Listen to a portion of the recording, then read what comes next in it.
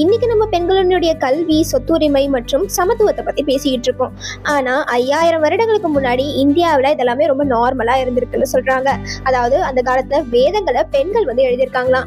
நம்ம எல்லாருக்குமே தெரியும், ரிக்வேதா அப்படின்றது உலகின் பழமையான வேதங்கள்ல ஒண்ணு.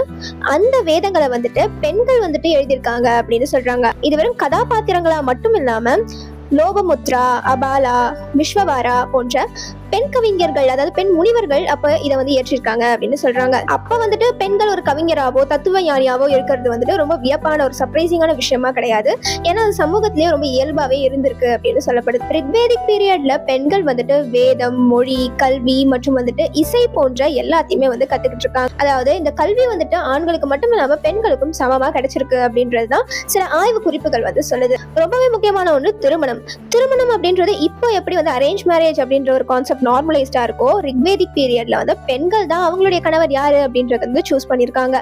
அதுக்கப்புறம் ஸ்வயம்வரம் போன்ற அந்த ஒரு கான்செப்ட்லாம் அது அப்படியே தொடர ஆரம்பிச்சது. அதே போல இன்னொரு முக்கியமான ஒரு விஷயம் அப்போ விதவை மறுமணமும் இருந்திருக்கு அப்படின்ற மாதிரி ரிசர்ச் சொல்லுது. சொத்துரிமை பத்தி அந்த ரிசர்ச் பேப்பர்ல ஏதாவது சொல்லியிருக்காங்களா அப்படின்னு நம்ம தேடி பார்க்கும்போது, மகன் இல்லாத வீட்டுல இருக்கும் மகள்களுக்கு அந்த சொத்துக்கள் போனதா குறிப்பிடுறாங்க. அதே போல திருமணமாகாத பெண்களுக்கு குடும்பங்கள் அவங்களுடைய ஆதரவுகளை கொடுத்துச்சு அப்படின்னு சொல்லப்படுது. ஆனா எல்லாமே பெர்ஃபெக்ட்டா இருக்கா அப்படின்னு கேட்டீங்கன்னா இல்ல. ரிக்வேதா காலங்கள்லயும் பலதார மனம் போன்ற நடைமுறைகள் எல்லாம் இருந்திருக்கு. போல பல பாடல்கள் பெண்களுடைய சிரமங்களையும் குறிப்பிட்டிருக்காங்க. அதனால அந்த காலத்தை ரொம்ப மோசமான காலம்னு சொல்ல முடியாது, ரொம்ப சிறப்பான காலம்னு சொல்ல முடியாது. பெண் உரிமை அப்படின்றது ரொம்பவே ஒரு புதுசான கான்செப்ட்லாம் கிடையாது. காலம் காலமா பெண்கள் அவங்களுடைய உரிமைக்காக போராடிட்டு தான் இருக்காங்க. அது 2026லயும் சரி, ரிக்வேதா பீரியட்லயும் சரி. இது வரலாற்றுக்காக அவளின் குரல்.